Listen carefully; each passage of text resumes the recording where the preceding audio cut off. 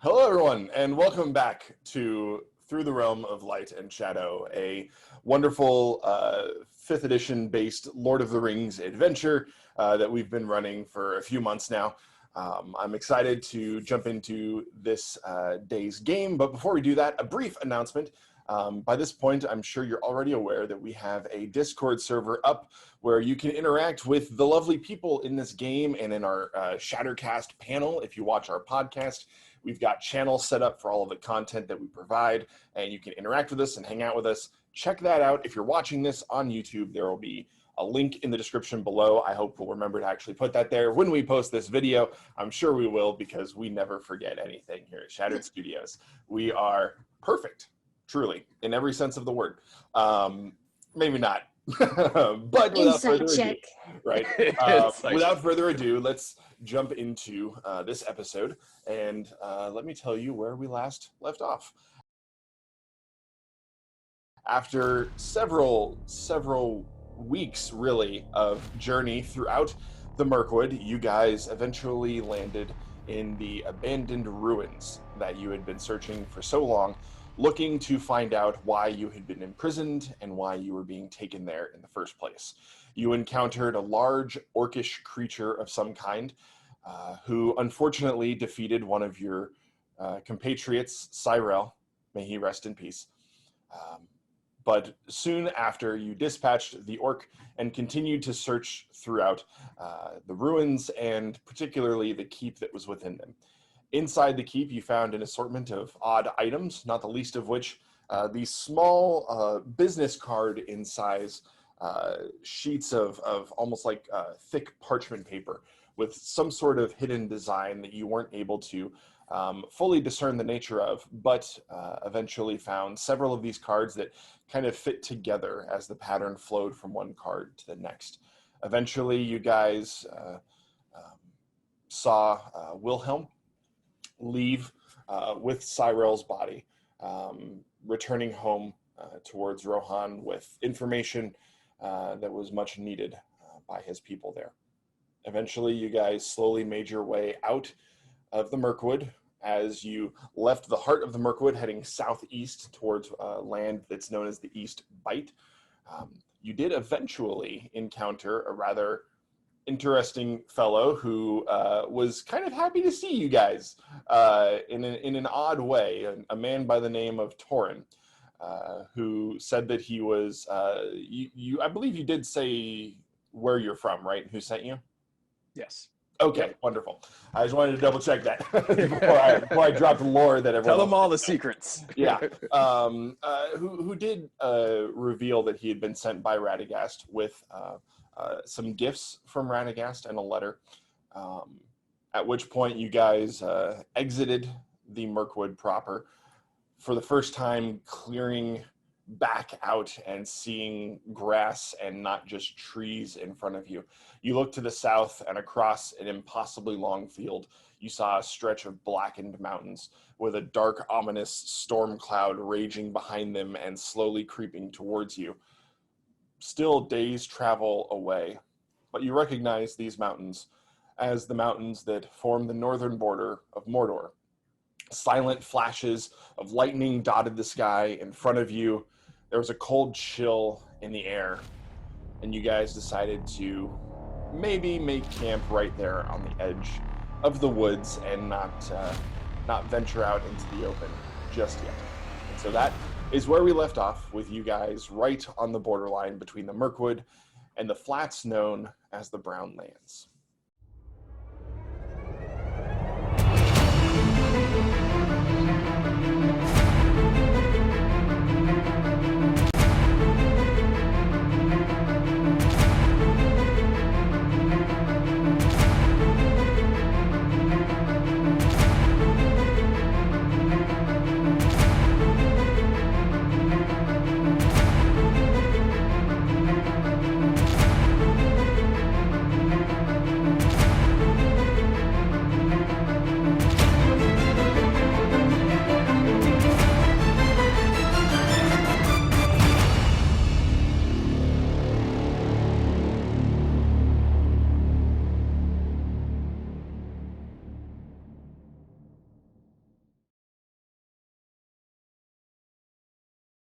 It's late evening, early night, probably put it around 7 p.m. The sun is not yet set, but it is very much on the other side of the trees, and so you are in a bit of an extended twilight for the next couple hours until dusk properly happens. What would you like to do with your time? Torn speaks up to the group. Guys, I'm really good at like making stuff, and I forgot there's this one herb that we can only get in the Mirkwood. So before we move forward, I'm gonna go hunt for some. I would love maybe for someone to join me. Me and Wolf can do it, but it'd be kind of fun. He looks at Eldakar. Eldakar, I learned all my herbalism from the Duna Dane. Would you care to join me as we search for some stuff? Sure. Why not? Okay. Anyone else care to journey with us, or are you guys just stay and make camp? Well, I think we'll stay and make camp. I'm already cooking dinner. And I already have like my plate ready for when the dinner's done. I'll go. Edrahel, of course, my friend. So good. Torn reaches in his bag and he pulls out something, kind of a potion-looking thing. And he says, "This is made of shadow thorn. You can only get it from places like the Mirkwood and Fairgorn Forest. So before we go, I think we should find a couple more leaves that we can make some stuff out of." He bends down, he unpops the cork, and he kind of swirls it around and puts it under Wolf's nose. He sniffs at it. "Hey, Wolf, can you help us find it?" He pops the cork and he's like, "Let's go." And he's going to start walking towards Mirkwood to search for what they need to make more of the potion. I imagine Dala is staying at camp. All right. Yes. So we have Eldakar, Edrahel, Torin, and his wolf will be searching out some shadow thorn. So the wolf is automatically going to have advantage on the check based on just its stats and properties. So based on that, either everyone else can make this will be a survival check, or one of you can make it with advantage. Up to the group what you want to do. Is it possible to use investigation to try to like find clues to where I think it might be? So then Wolf can help me. If not, then we can just stick with survival. I'll allow it. Okay.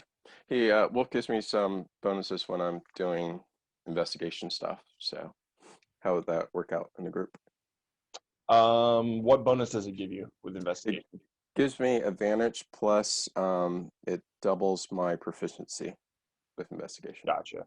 Okay, I would say you and the wolf would both make your checks then, and the rest of the group would probably just be helping. Okay. Yep. Sounds good. All right, so if you guys want to help me, I will roll for us. You can do it. Yay! I got a 15. Okay, and the wolf? He helps me with investigation. Would he just use perception himself? Yeah, or? yeah, he would just Okay. use for what they're doing. Yeah. He is doing awesome. He got 22. 22. Okay. All right. So you venture back into the tree line. It takes you probably about 30 minutes. You start by scouring the first 100 feet or so within the tree line, just kind of making these north and south sort of switchback pathing, just to try and find something without having to go too deep into the Mirkwood. You realize probably about 10 minutes in that you're going to have to go a little bit deeper if you want to find something that is as hardy and rugged as Shadowthorn. And so you guys kind of just make a straight line deeper into the forest. About 15 minutes in from that point, you do eventually start to notice a few decayed versions of Shadowthorn. You know that you're kind of getting into an area where you might find it, but for you, Torin, the first ones that you find have been picked at by bugs and other creatures and had died. However, your wolf is able to, with the assistance of sniffing the potion that was previously made and given to you, and also once it was able to analyze with a little bit of taste and smell the slowly rotting forms of Shadowthorn. Pretty soon it does actually get the scent of something nearby. It takes you another minute or so as you all follow this wolf through some underbrush, and eventually around there's a sort of this section of trunk inside of a tree that's kind of caved in and just kind of inset from the rest of the trunk. And growing out of the base of where that section of trunk meets the ground, there is sort of like this bushel of Shadowthorn. Go ahead and make, we'll call this, this will be a survival check to harvest the Shadowthorn, and this will determine how much you're able to harvest without damaging it. Okay. 14. All right. With a 14, you're able to pull enough to make 2 more potions, which you'll use I believe you have an herbalism kit to make. And so you've got the Shadowthorn for now, and you can attempt to make those potions in the future. Cool. Once we find everything, just as we're walking stuff, I'm talking to Eldakar and Adrahel, just asking them about their adventure so far in the Mirkwood and what has happened. We tell. How wonderfully descriptive. Torrin's very interested with Eldakar, how the group had found him there. Do you tell him that you were trying to hide from somebody, or how do you share it? I'll share.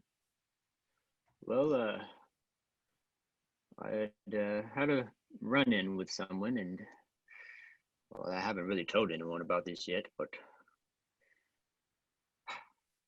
I witnessed someone murder my own family, and it was horrible. I went straight to the horses and ran out and hoping he wouldn't catch me, and I've worried about him finding me ever since. And it's just been hard, and finding these people, it's kind of opened me up a little more, you know, but they've helped me be, I guess, myself again. So yeah, that's about it. So sorry, Eldakar. This guy who murdered your family, did you know him before? Why would he attack you guys? As far as I know, he's just when he just decided to go kill my family. I don't know, really. He's just on murder spree, I guess. By family, do you mean parents? Did you have children? Were you married? Just my mom and dad, you know. Cousins. All my cousins live there. Just like the family farm, you know. I never had the chance of getting married. The Dundeans always stay in their own little towns. We don't really venture out too much. Oh, So, yeah.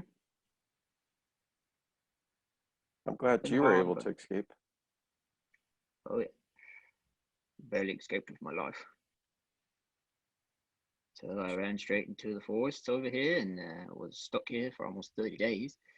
And then found these troops, and I was fine until I found them, oddly enough. Do you think this guy is still chasing you? I worry not, but I honestly don't know.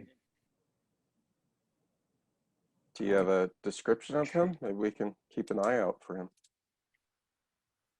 Well, I didn't really have a chance to get a good look at him, obviously. I saw them with the weapon in hand, so all I thought was to just get on my horse and get the heck out of there, you know?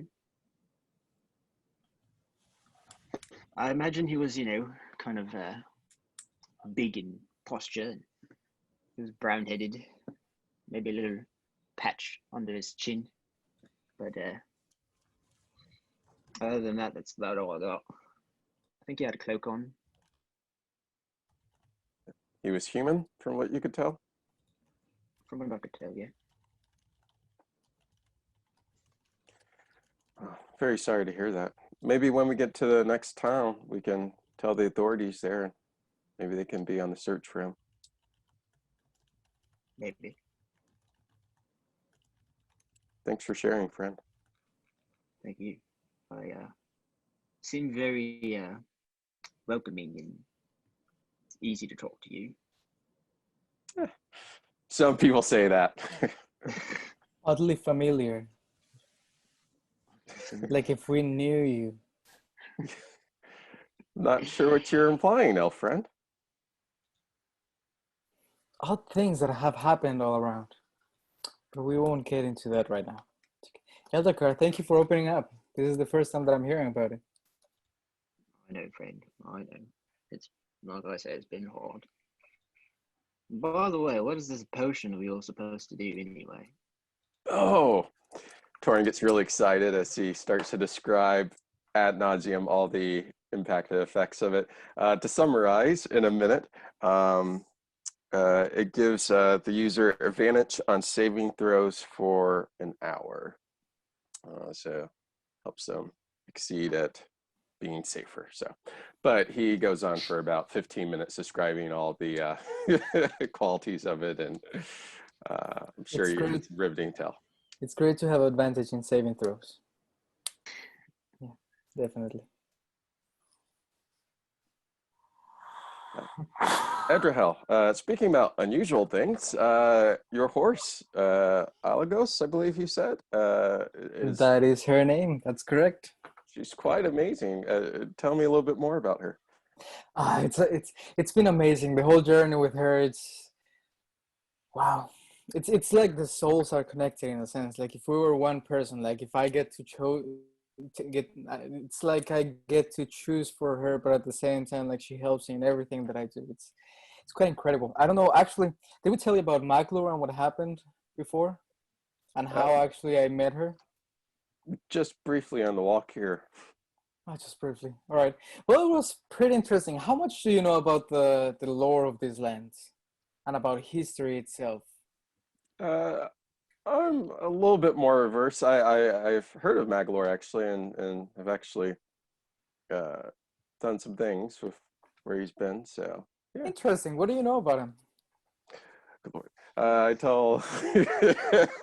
Hold on while I pull up my documents. I what do you tell know about that I had visited the Silver Hand once.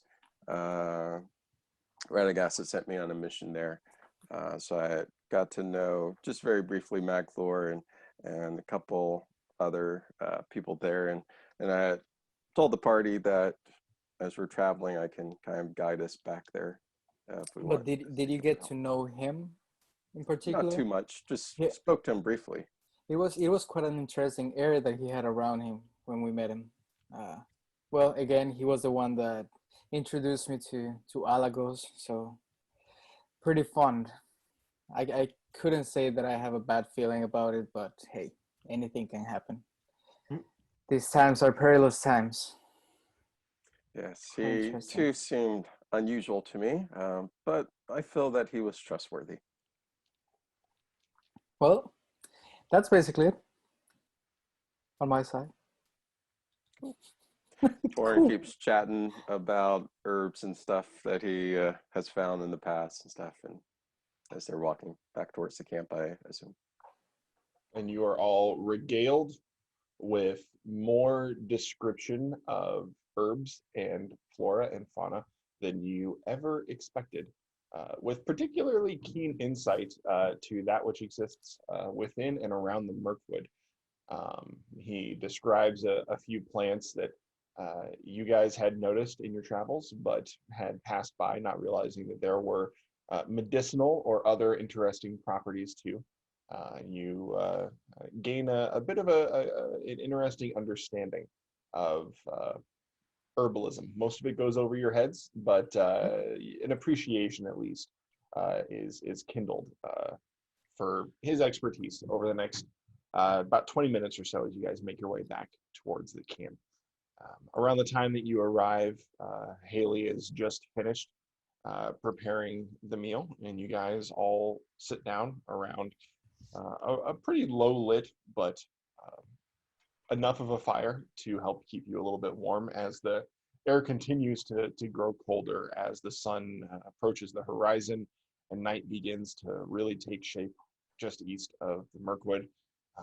You can tell that there is a colder and colder wind that is slowly starting to billow in from the southeast.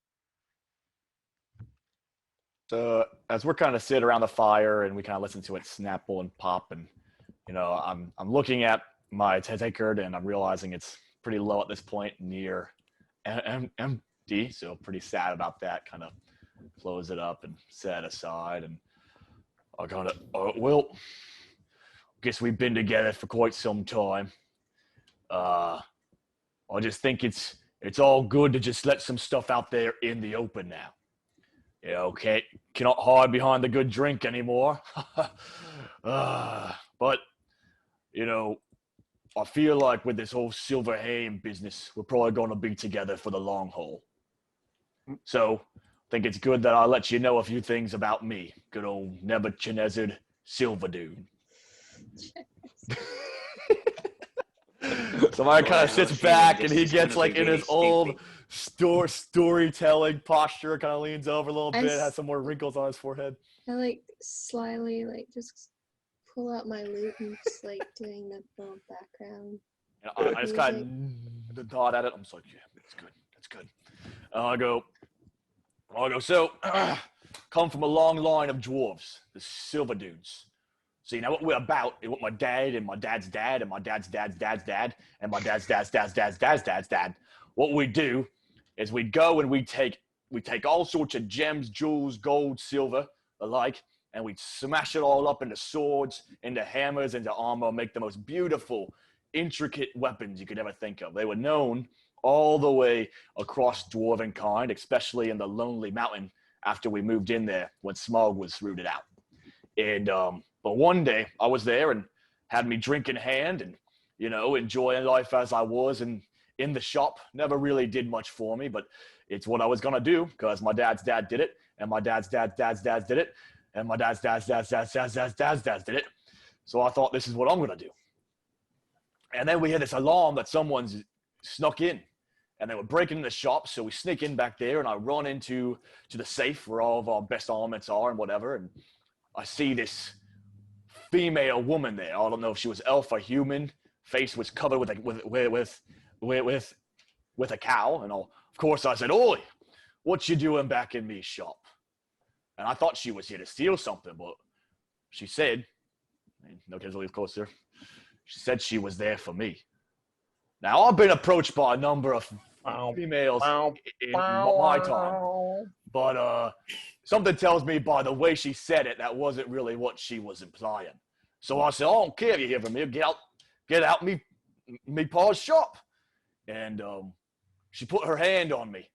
And I don't know what happened, just right on me chest, right here. And instantly it was like in a snap of the finger, I was in someplace else. I was in this dark room, and these shadowy figures were running at me.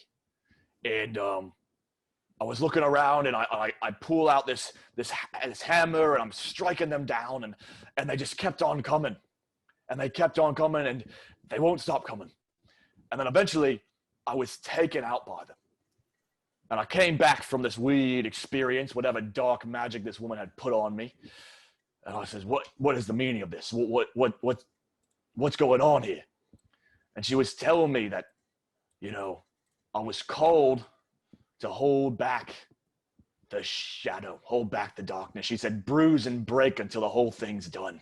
That's all I kept on hearing. And the next thing I know, this woman just she left before I could get any more answers for anyone can find her. And I would take times, and every time when I would close my eyes, I would be back in that same state, fighting off the shadow. But I'd never win. I would never win. But every time I fell, I started to understand it wasn't about the win. It wasn't about the victory. It was about just taking out as many as I could before I fell. So I said goodbye to the paw, said goodbye to the shop, said goodbye to my dad's dad, said goodbye to my dad's dad's dad. Left behind the lonely mountain. I've been traveling the roads ever since. On this crusades of sorts to rid this world of any sort of shadow, to bruise and break until everything is done. So I know some of you may think, Nebuchadnezzar, you're a little reckless sometimes. You're a little bit of like a jungle cat. And I say, whoa, slow down there. That's maybe not that wild. But I will say this. And Haley, by the way, I love the song. It's fantastic for the story. I will say this, though. I mean, you need to write that thing down. I believe. I don't know if this woman was good. I don't know if she was evil. I don't know whatever it was. But I know that she put me on the path to bring down the shadow. And, I'm always afraid to open myself up with these stories, just thinking that the people around me are not going to last too long. And I'll be honest with you, most of them don't. Most of them, they get the axe to the head, the axe to the bed, the axe to the shed. So either way, most of them don't survive. But I feel pretty good about you lot. So, anyway, that's my story here. So just we sit down here and listen to music or something. Any questions about the thing there? And yes. This could be a question for any of y'all except for Torin, of course. Do you remember what led to us being tied up in that wagon? Well, I think the one woman wanted to capture us and use us to train against the Orakai, or sorry, I don't know if I know the Orakai is, but That's fine. But before that, I don't remember where I was at. Probably out on some adventure, probably just fighting back the evil, just saving the world. You all know me. Humble and brave. But you guys, after you're in the car, say, I have no idea. Oh yeah, that's right. Eldercar, you weren't in the wagon with us either. Well, I mean, thanks for sharing, Chad, Neb. Still trying to figure out what to call you, but I think all of us want to avoid seeing shadow in the world. I don't know if any of us, or the rest of us at least, I know not me, has quite as dramatic of a calling as you've so expressed, but I mean, figured since I'm in this situation, I might as well learn some things from it. I mean, the Shire is lovely, don't get me wrong, but it's awfully boring, awfully simple. And this is, I mean, I've been on some fun, been to some fun places, seen some fun things, done some fun things, but I mean, this is probably the craziest thing I've ever done. And I mean, I'm glad I'm not doing it alone, as crazy as some of y'all are. So. Well, I'll say this, is we all have a lonely mountain that we've come from, a little safe spot. But there's times when we gotta step out and claim what's ours. So take up your bow, or whatever your bow, and we're gonna go out there and we're gonna push it back. We're gonna get with this silver hand, and maybe they'll give us some more dwarven spirits, and then we'll be good on our way. and maybe some swords or something as well. I don't know. I'll wait. Whatever Well, they and got for us. sometimes it doesn't even take weapons. I mean, as one who is familiar with the story of Smaug, I'm sure you know that Bilbo Baggins used a lot of his own, for lack of a better word, charisma and quick wit to get to success in that issue. Oh, I guess so. I mean, I was not there. I don't know.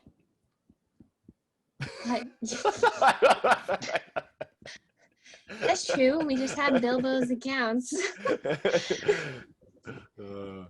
So Car feeling inspired tells the same thing that he told Edgerhill and Torin in the forest about his family and stuff. So I'm not gonna repeat it, but you heard it before. So my guy puts a hand on your shoulder, Eldakar, or no? I don't play music while you and then I put. My whole family was killed. It was a tragedy. So I say, I think we can find the man who did that. You just stick with us. These people have they have a way of making their way back into our lives. Not a sponsor. And then with that, my guy's all full and all plump in the gut, and he goes and lays out his bedroll and goes right to sleep and snores very loud. I don't want to sound too corny, but you guys are my family now. You guys are all I What got. family does? They prank each other. And I walk over to Nebuchadnezzar like really quietly, and I like wave my hand over his face, make sure like he's not like waking up. I'm asleep. Yeah. And I don't know. I'm gonna start like braiding flowers and do his beard. Thank you.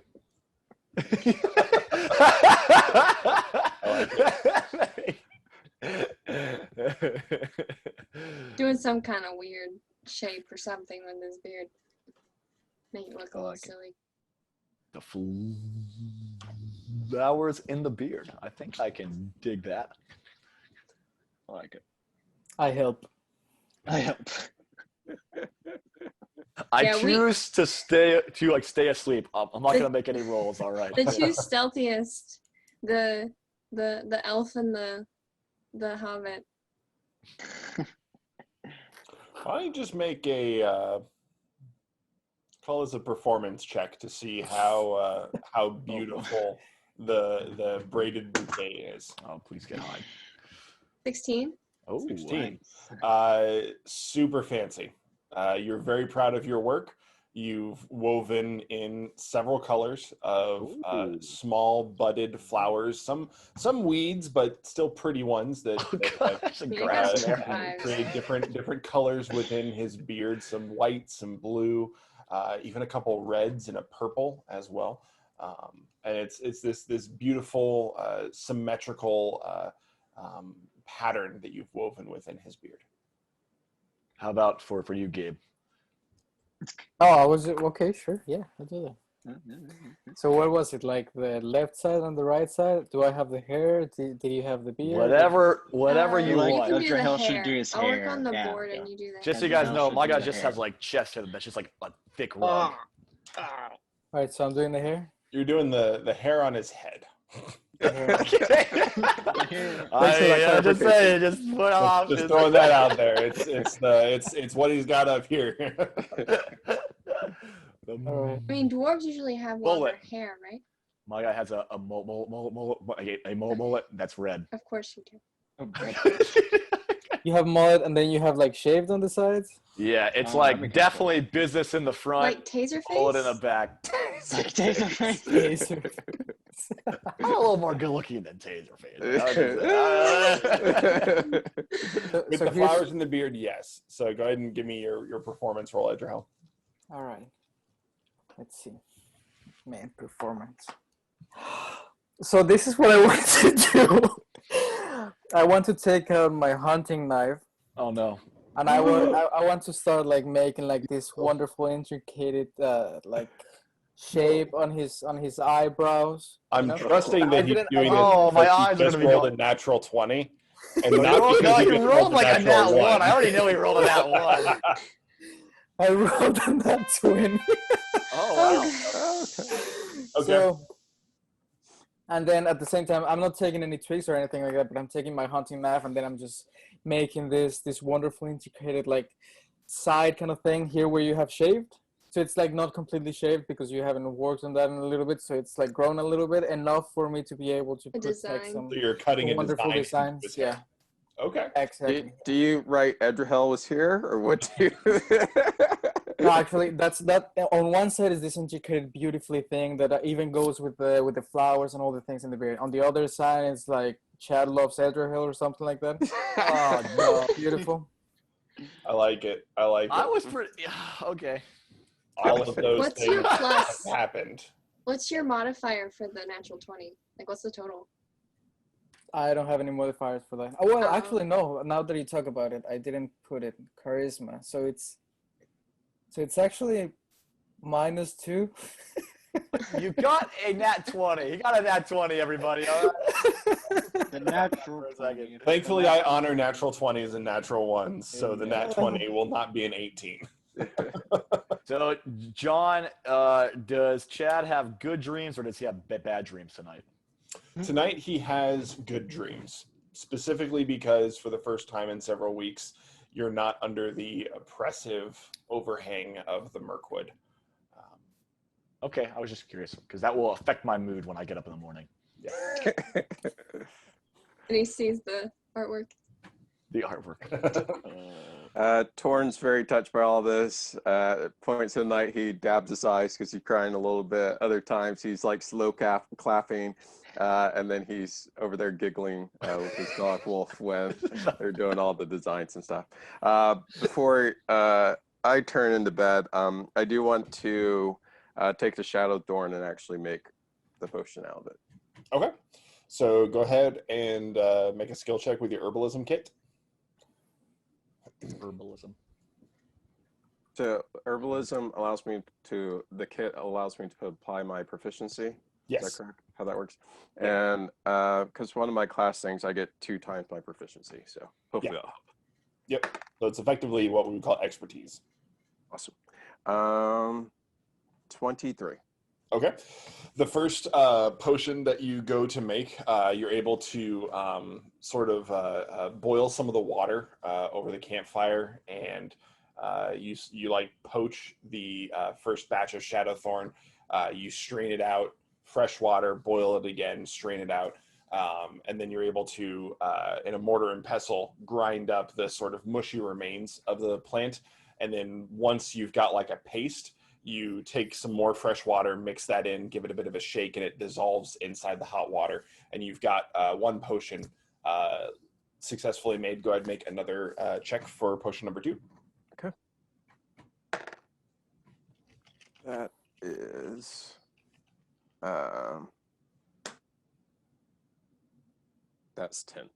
10. On this one, you go to make it, and for whatever reason, the second time when you're going through the mortar and pestle, you're not able to really get that paste consistency that you need.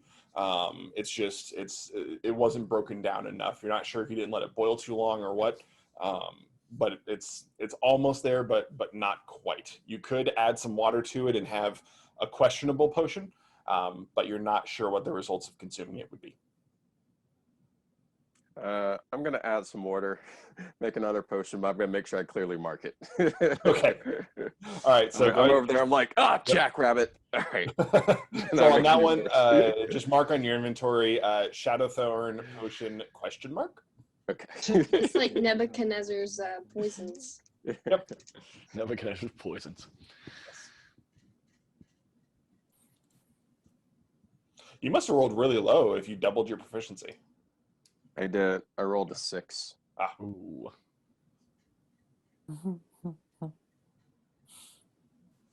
It's always so nice to be around these younglings. Younglings.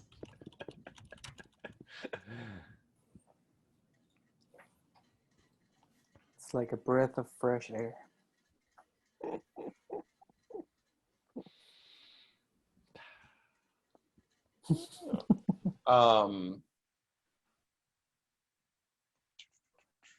Yeah. So,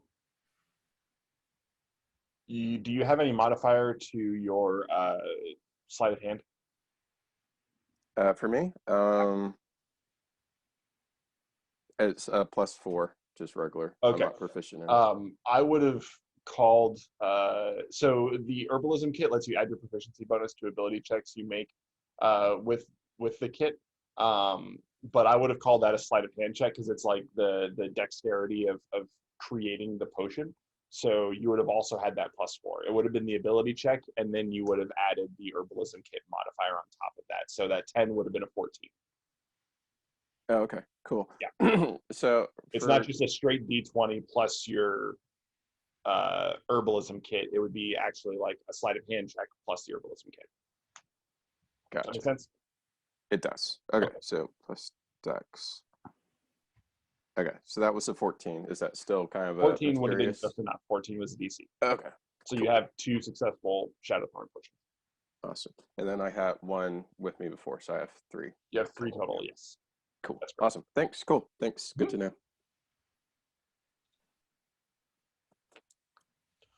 All right. That's probably it for me. I'm gonna feed Wolf. And then I'm gonna tell him not to steal the covers as I get ready to lay down for bed. Okay. Ooh, the covers. Oof. Everyone beds down for the evening. Are we taking watch? I mean, we're not in the Merport anymore, but like, I'm really close. It's probably a good idea. Torrance about to like snuggle up. He's got his PJs on almost. It's like, oh, that's probably a good idea. His Torin PJs. He's got a sleeping Just like a robe bunch of like on. roots on there, a little like All of his like leather armor and everything just off to the side, and he's just like, huh? Why do I imagine Kronk in the woods from Emperor's Oh, that's a good idea. So Edgerhill, since we're finishing this up, why don't you and I take watch first? Dala, you want to take like second watch or something? I could Sure. take second Sounds good. watch with Dora, because I haven't gone to sleep yet. What was that, Eldacar? I'm still awake, so I can take watch too if you want. You Haven't gone want to to sleep yet. take third watch, or did you want to take first watch? Like, did you want to go to sleep and get up later, or? I'll take a nap now. I mean, I can't turn down some good sleep, you know. Okay. I'll take the third watch. Okay, Dala will wake you up for Okay, third watch. sounds good to me. Okay. Yeah. All right, Torrin, are you jumping in with second or third watch? I'll go in with Eldacar, or I guess with Dala. Maybe that makes Dala sense. for second. Okay. Yeah, I'll do that. Wolf and I will take second with Dala. All right. Does that mean I'm Since on Dala my can't own? be here, guys, sorry.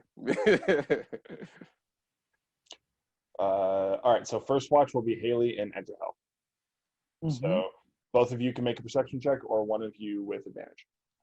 Let's both.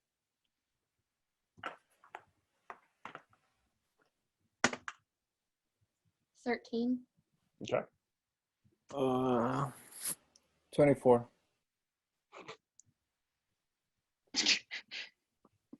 Man. What do There's just times where like I'm still a little surprised when a level 4 character rolls that high. It's amazing. Okay. So It's always in these situations. We enter battles like 5. yeah, right. In combat, it's natural ones, but you know, first watch outside the Mirkwood, no, 39. All right. So as everyone else beds down for the evening, Haley and Edgerhill, you guys stay up for a couple hours as the fire dwindles slowly. You guys stoke it to keep it up just enough to keep up the warmth. Eventually, you kind of have to wrap an extra cloak around yourself as it gets a little bit chilly. When you're not right next to the fire, you can actually kind of start to see your breath a little bit as the temperature just continues to plummet. The far off, distant flashes of light to the south get a little bit brighter. And eventually, in the distance, you see a gentle flash, and then a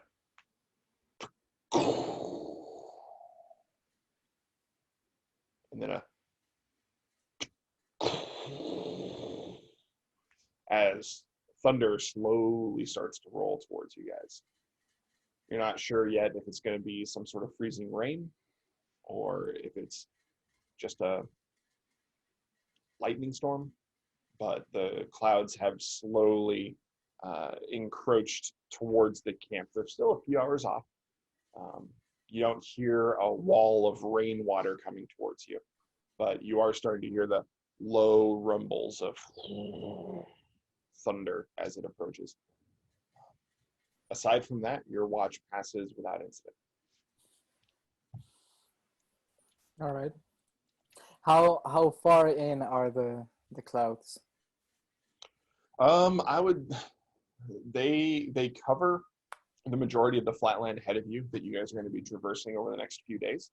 And I would say they've closed the distance a lot faster than you would have expected.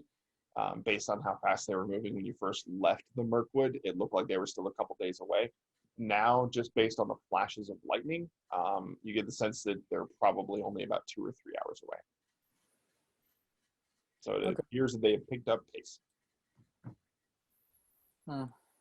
Do I so you said I don't see a wall of rain, but so I have the ability to predict the weather. So do I like smell rain or snow or something? Can you read me what that trait says word for word? As a seasoned traveler, you have an uncanny ability to predict the weather. You can smell rain or snow earlier than others or sense when a fog is about to roll in. You also know the best places to shelter from sudden storms, and you can and which areas to avoid. You can quickly forage what you need before settling in to wait out a storm, and you have a good grasp of creature habits based off of weather conditions. I have that same thing too, the weather lore. This is just Is it a hobbit thing? Hobbit thing, I think. Or no, a warden thing. I have a feature called weather lore, apparently. So. Okay, noted. All right, so some of that you can take advantage of right now. Some of it you can't. So let me break it down. You get the sense that the storm that is approaching, especially with the drop in temperature, if it continues to get colder, you're probably actually facing an oncoming snowstorm. A rather intense one. You're aware that it's not common that snowstorms are violent enough to produce the charges required to create lightning, but it's not unheard of. But you get the sense that this is that kind of violent snowstorm that is approaching. As far as knowing somewhere to take shelter, you don't really in this area because you've never been here before. You could attempt to help the group prepare and forage, and you would grant them bonuses in doing so. But to do that, you would have to stay awake long enough. I would rule that you wouldn't get a long rest tonight, so you would take a point of exhaustion in the morning because it would take you a few more hours to do all of that. So that choice is up to you. Just during the remainder of my watch, I'll just start like consolidating and packing up some of the stuff that's out so that if we need to like leave in a hurry, it's expedited. Okay. Noted. All right. So you guys, you do that, and then as your watch comes to an end, you wake up Dala and Torin. Are there any plants that we can find on this side of the Mirkwood? Like not the Mirkwood itself, but like outside? Because since I don't need, so explain a little bit, since I don't need that much sleep, and I was just thinking about going around and finding stuff. Just foraging some herbs and such? Yep. All right. Go ahead and make a survival check, and we shall see what you acquire. 18. 18, okay. All right. Let me see here.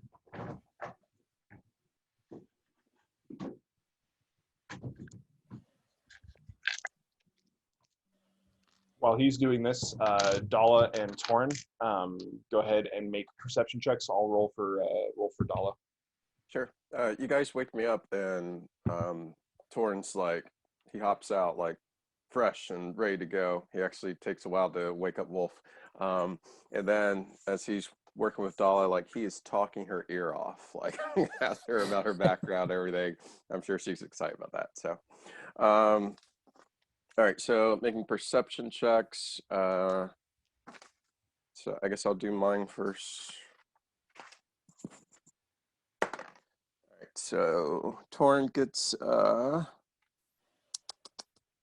20. Okay. And then would Wolf get advantage if it's based on hearing and smell? Trying to detect something? Yeah, I would say he can base it on hearing. Okay. Wolf gets 21.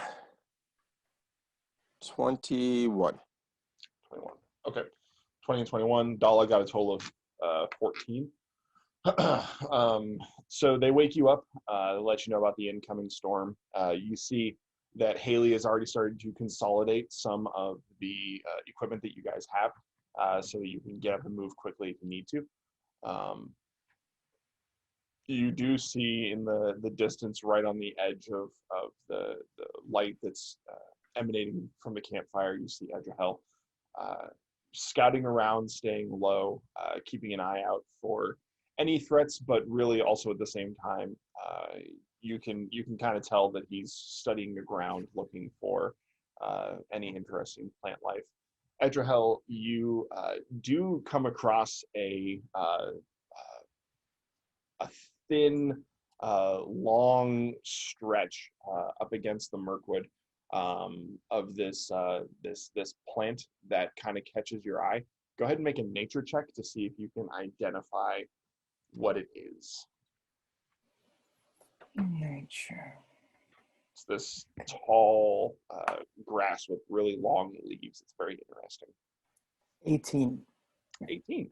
18's enough. You do recognize this as reed mace, which is an herb that doesn't just cause wounds to close like Ethelis would. It actually sort of increases the vitality of a person. In terms of game mechanics, reed mace allows you to immediately recover 2 hit die, which is very nice. So if you have to expend your hit die to heal up, you can consume reed mace or apply it to your wounds as a salve, and you regain those hit die immediately instead of waiting for a long rest. So go ahead and make a sleight of hand check as you harvest the reed mace to see how much you get. 22. I'm rolling good. Okay. All right. I had So my mic muted, you get but enough. I said 23 and he rolled a 22.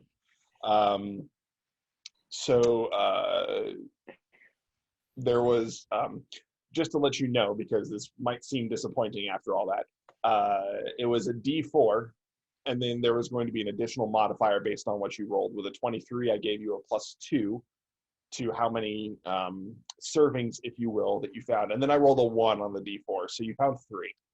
Sorry. That's good. No, that's fine. That's fine. Yeah, but you find 3 portions, rather, of reed mace that you or Torin or someone else can attempt to turn into the salve that you need to apply to wounds. Sounds good. Yep. Good Who's- job. Who's the best among us that can turn that stuff? Because what do we need for that again? If you're proficient in nature, it's a lower DC. And then probably you would have seen Torin rather deftly creating some potions at the campfire before you guys went to bed. And you get a sense, especially after looking over just all of the bits and baubles that he carries on him, that he probably has a knack for herbalism. All right. Sounds good. If he wants to do it, if he wants me to do it when I get up, I can do it too. Because that's what I was sleight of wondering. hand. Yeah, because I wasn't sure then if it was going to be better for Eldecar or for Torin. And I just remembered that I also have 4 venom sacs that we can turn into something. Because my sleight of hand is a +5. So. Well, Torn is awake right now. So I would ask you, do you think that you could turn this red maze into the solve that we need, that we could use? Yeah. First off, great finding that. That's amazing. He's taking a look at it. He's like, "Oh, this is a great specimen," and he's going all to town with that. He's like, "Yeah, I could definitely do it. Either me or Eldikar. I think we are both good with that." Do you tell him about the venom sacs? Are you good with that too? Hey, I have a couple venom sacs, and I don't know if you're also good with those kinds of things or only with herbs. I could probably figure it out. I'm not sure I'm supposed to be watching now, but maybe sometime tomorrow, both Eldikar and I can maybe split the batch and we can kind of whip it up twice as Sounds fast good. when we have We'll time. wait until tomorrow then. All right. All right. The rest of your watch comes and goes without incident. The occasional flash of light and rumble of thunder does pick up in frequency, severity, and closeness to the party. As you guys are on watch, the occasional flash becomes much more frequent, and then the low kind of rumble that happens becomes more of a kind of uncomfortableness as the storm gets really close to you guys. You get the sense that it's probably going to hit during the next watch while the rest of the party is still asleep. I have a question. This storm, does it seem unnatural to me? Ooh, fun question. Why don't you make a... So I actually have some skills in shadow lore, but I don't know. Yeah, I think I'm going to call that a shadow lore check. All right. Yeah, go ahead and make a shadow lore check. Fine. I got a 17. 17. You take a couple moments to study the encroaching storm. There's a bit of uneasiness that you sense with it, and you kind of close your eyes and you just sit and you ponder for a moment, and you swear you can hear a vague echoey sound within the storm, and you get the sense that there is some sort of fell voice on the air that is empowering the storm. Good quote there. Who is all... Haley, did you go back to bed when you switched watch? Is it just me, Dala, and then Edrahel because he's up at this time? Mm-hmm. Okay. Edrahel, you and Dala, if she's watching, you kind of see me close my eyes and kind of listen intently for a couple of minutes, and then he like kind of bolts straight up and looks directly at you, Edrahel, and like perfect Elvish says to you, "There's a fell wind on the air. This storm is not natural. I am concerned."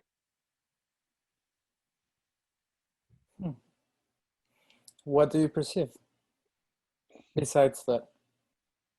It sounds like someone is controlling or creating this storm. It's very odd. I've studied a long time with Master Radagast, and he would sometimes speak words, usually always good words to help creatures or nature around him, but he would use things that would seem speech that's almost of another world. This reminds me of it, but in a very foul way.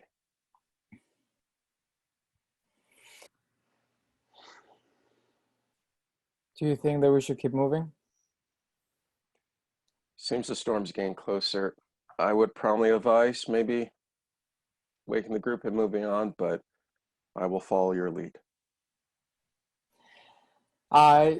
So what the parentheses? What can Alagos sense? Make an animal handling check. I was like, "Ooh, infinity! That's great." You have infinity on your dice, or wonder if you're rolling so well. Right. 11. I got 11 with the. 11. Yeah. Alagos seems distressed, but you're not able to discern the nature of that distress. If it is just because of an encroaching storm, or if because she also senses something dark within it. All right. I would advise then that we keep moving, since Dala is already up and you're up, and since Haley had already put all the stuff that needed to be. The first one that I wake up would be Chad, and the elder car. Okay. I would allow Haley to sleep a little bit, at least, even if it's 5 minutes, just to put everything with them on the horses that we have, and then wake Haley up. If you guys, this is just to let you know, if you guys do pack up and leave now, Nebuchadnezzar will be the only one that got a long rest. Because you guys have only gone through 2 watch cycles, so it's barely been about 5 hours since you went down to bed. You can do that. I just want to make sure you guys know.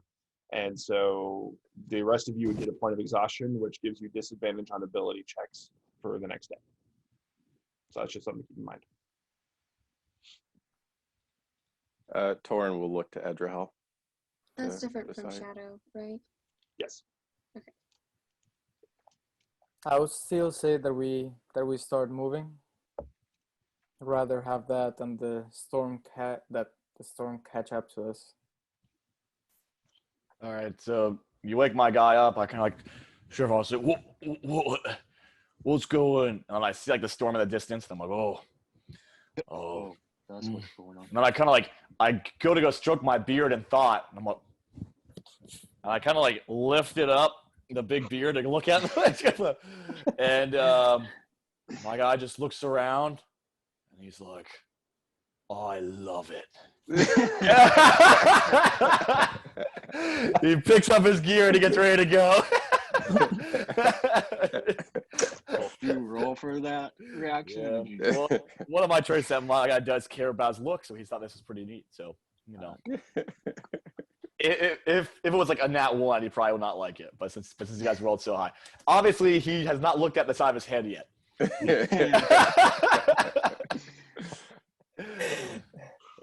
So I'm gonna kind of get my stuff packed up real quick. You know, I said, what's the plan? Are you thinking we run back into the woods, or are you thinking we try to cover as much ground as we can for the storm hits? I'd rather cover ground. Oh, same. Because who knows how long this storm's gonna stay for? Elder Car, you were saying something? Since I have the weather lore feature as well, would I know anywhere to go or what the best place to be would do? Yes. It's kind of hard because getting caught in the storm probably isn't the best. But like they said, they don't know how long the storm's going to be here. You're not really sure either. Probably the best shelter from the storm would be back inside the Mirkwood, but you guys might end up being in the Mirkwood for 3 or 4 days, depending on how long the storm is. You're not able to get a sense of how long you would have to outlast it, or how treacherous the ground would be after the storm is past. Don't have all the information. You guys are just gonna have to decide what you think is best. Go for it. Do we know where we are? You are just on the southeastern border of the Mirkwood. If you look at your map that you have from the player's guide, on the right-hand side of the Mirkwood, there is a large opening that kind of cuts into the forest called the East Bight, B-I-G-H-T. Okay. You guys are on the southeastern tip of that, next to the O and the D in the vertical title Mirkwood that's right next to that. So there's a Mirkwood on the right side of the forest written vertically, and you're next to the OD at the end of Mirkwood. That's where you are, that very southeast tip. And My you map guys, is different then. Yeah, and you guys are heading south through the Brownlands into the area of Emin-Muil. A few days' journey. Torn, you see Torn like rushing to get everything ready, and he goes to Edrahel. It almost seems like he's looking at you as the leader now, and he says, I do not advise going back into the Mirkwood. We could be caught there for a while, but again, it's your choice. He looks up at the storm. I do not wish to be caught out in the open either, but I don't know whether options we have. And then he pulls out some things from his cloak, and he says, I have some ethylus. They could be used for healing, and 2 of them I made special. They can be used to relieve exhaustion if anyone is feeling really down. But I would suggest I give at least 3 of these to others in the team, just in case you need it. Who do you think needs them? Well, actually, who needs them? Because right now we all have full health, right? Most likely. Yeah. But I think Torrance just thinking if they get separated or someone's in a bad place, it would be good to spread out the healing. I'd rather have Haley with one of them. Chad can take it, so he won't take one. Eldakar, another one? Yes, please. Do have a high AC, but that's metagaming, so sorry. So you said Haley, Eldakar, and Chad? Or I would say so, yeah. He's only like 12. So Okay. All right. So you see Torrance scrambling. He passes a package over to you, Haley. Says, this is Ethylus. If you need some healing, you can use that. Then he does the same to Eldakar and then also to Chad. So I'm gonna look at Edrahel. I'm gonna say, how fast is that horse of yours? Pretty fast, I would say. I haven't seen her run since we met her inside the forest, but looking at her and trusting her that she would be really, really fast. So John, do you think it's possible for us to make almost like a little like sled type thing on the back of the horse that we can just kind of like pull extra people around if we don't have enough room to actually ride on the horse? I know that how many horses do we have now? Because I know that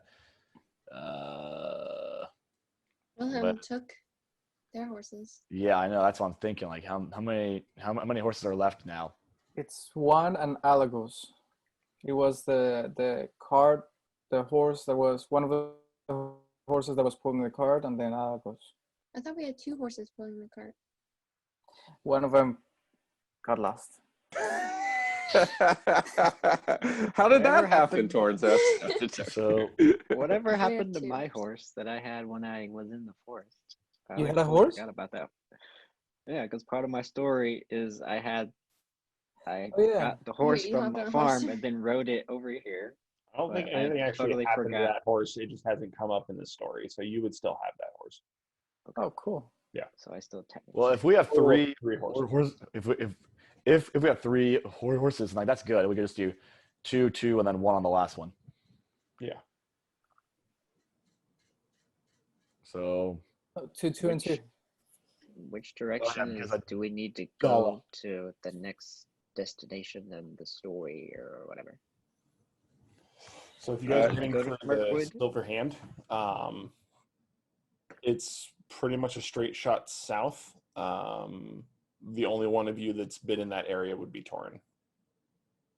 So John, if we rode these horses as fast as we could, how much ground could we cover with them? If we pushed them.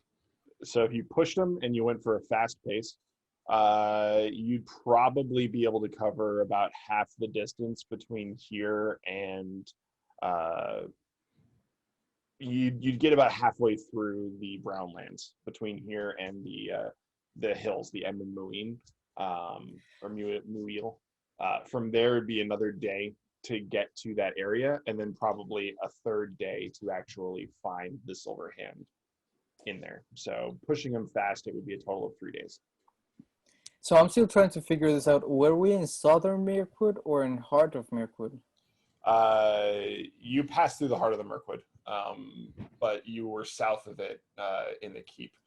Let me see. I think I can share just a portion of my screen. Here we go. Oh, I have a different one. Okay, gotcha. Yep. So you guys are making camp like right here. You see that? Yeah. Awesome. And you've Makes got to go sense. south through here, and somewhere in here is where the Silver Hand is. Gotcha. That's helpful. Yeah, we have a different map, so that makes sense. Oh, gotcha. Well, sorry, that was, let me do this here so you can see a different section. So you're up here. Em and Muil, you're going to find more cover, but Em and Arnen, my apologies, Em and Arnen is where the Silver Hand is. So this is like a stopping point after the Brownlands where you might be able to hopefully find some traveling caravans, some traders and other people. You might be able to get some rest, and then you've got Minas Tirith, which is where Gondor is, their capital city, and then you got Em and Arnen, which is where the Silver Hand is down here. Okay, that Cool. makes sense. Yep. All right. Do we have a map? There's a map in the player's guide, yeah. No, I It mean, looks like, different, though. do the characters have a map? Oh, do the characters have a map? No, you guys don't have a map. No, Torin's been there before. Torin Our knows map the is general Torin. direction. So Thor knows where we're going. I guess we're good. Torin's just going to be concerned about wolf keeping up, so he's just going to tell that to the party that we just need to That's true. just remember that. Well, it's either that or going again into the Mirkwood, so I would say that we start riding right away. Okay. Where is the storm? The storm's coming from north. The storm is coming from Mordor. So Alright. it's coming north towards you guys. You guys are riding into the storm. Oh, okay. Yep. I had a feeling it wasn't that easy. For some reason, I thought the storm was coming from the east, and we were riding away from the storm. No, it's coming from the southeast to the northwest, and you guys are heading. So it's basically doing this, and you guys are doing this. So you're gonna run into it, but you might pass it and be on the side of it eventually. But Well, that choice is better than nothing, right? Yeah, I say that we push. So okay. Torin asks, is there a way to make something? I'm assuming Wolf is fast. I'm more worried about his stamina to keep up with the horses. Is there a way to like make something that the horse can kind of carry Wolf in, like almost a sling, if he needs to? Motorcycle sidecar. Maybe. Let me look at the hound stats again real quick. Talk amongst yourselves. I've got the stat block here. I'm looking at it. Just give me. So in the meantime, I'm convincing Alagos to carry Haley. Since actually Alagos likes Haley because we were bonded. giving her yeah, exactly. So I assumed that I was going to be on the same horse as Dala because I think she, with her armor, is the heaviest, and I'm the lightest. But I don't mind riding Alagos. Well, I was saying it more because Alagos being picky and all.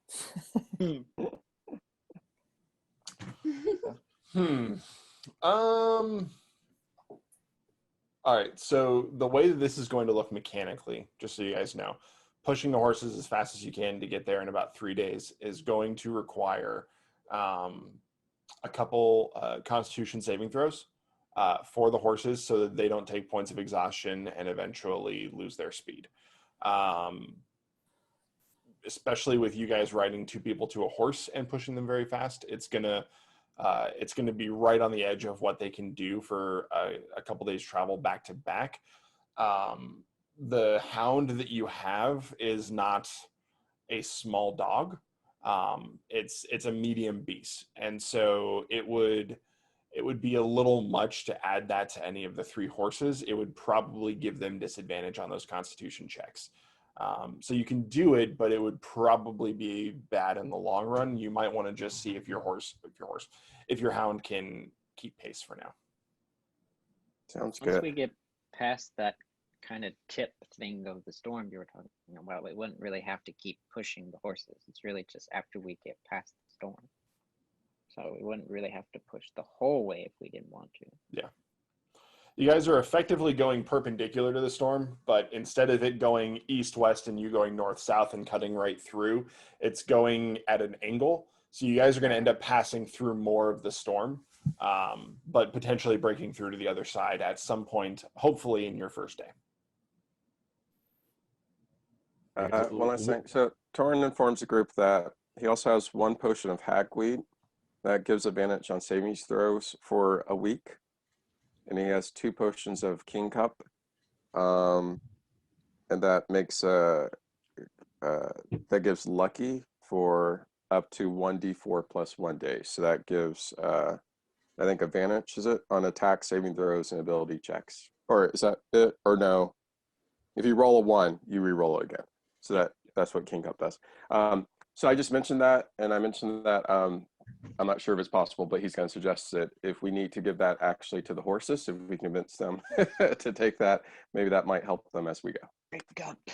Did that work on a horse? That'll be up for John to decide. I would suggest, since they're a creature, possibly, but I don't know for sure. Torin says he's never tried that on a horse, but he's just giving the party information, if that would be helpful to give to them now. But those 3 things I don't have a whole bunch of them, so I would be out of them if we do that. Point, I would agree that it's a good chance to try and race out the storm. So, if everyone else agrees. So to brace the storm instead of riding the horses, or? No, like get on the horses and get the heck out of there. Yeah, but not the I don't entire want to go 3 back in the days. Mirkwood.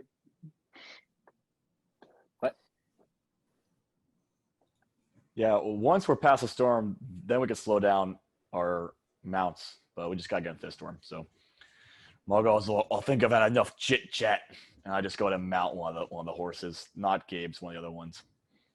All right. Go to my horse if you want. Falls back asleep on the horse. All right. So Torin, are you going to give any of the horses any of your herbs? Torin again asks the group, mostly direct to Edrahel. He would suggest if we use the 1 portion of hagweed, maybe give that to Alagos. Give him advantage on saving throws for a week. It sounds like he's the lead horse. And then possibly the other 2 portions of King Cup, that would just give them lucky. But if they roll really bad, it would be okay, or it would help them out if we're going to do it. So I say we do it. Aye. All right. Feed the horses. Do we need to like mix it into their food or Just something? feed the horses. Torin, go ahead and make an animal handling check. Adrahel, you're able to feed Alagos, and Alagos accepts the food that you give just based on the relationship you've already built. I got an 11. 11? All right. They weren't too happy about it. One of them kind of like tries to like spit it back out, but you eventually coax them both to eat the King Cup, and Adrahel, you get Alagos to eat the I forget the one that gives you the exhaustion. Hagweed. All right, so Alagos will have advantage on the Constitution save. The other 2 horses, if we roll a 1, they get to re-roll it. So that's nice. And then I'll just tell Wolf to keep up, and then you can decide how that goes. Yep. Oh yeah, the Wolf's got a normal stat block, so it's just going to make a con save with everyone else. But looking at the actual like stats for the riding horse and the wolf, your wolf overall is stronger and more dexterous. So the DC is actually lower for your wolf than for the horses. So, all right, you guys pack everything up, get everything set up on the saddlebags, and mount your horses, and you kick off towards the south. About 25-30 minutes goes before eventually you've cleared the trees completely. And as you look off for the first time towards the west, which is to your right, you don't actually see trees, and you can see land far as the eye can see, until eventually you notice some of the mountains that separate this area from the area to the west, the Misty Mountains. And it's just nice being able to see the sky to the west. But you do see the looming dark storm clouds ahead, the cracks of thunder coming every couple minutes, and eventually unable to see much further than the edge of the storm clouds, as there is this almost wall of white getting closer and closer and closer. About 45 minutes after you first embark, you start to see the brown, tan, yellows of the ground being very lightly covered with bits of white. There's a crunch under each galloping as the horses are now stepping onto areas of grass that frost had taken over throughout the night from the sheer cold weather that came in ahead of the snowstorm. And about an hour after you guys disembark from the Mirkwood, you finally start to encounter flurries. Little bits of snow that are slamming into your faces as you're pushing these horses as hard as you can to try and get into the storm and then out of the storm as fast as possible.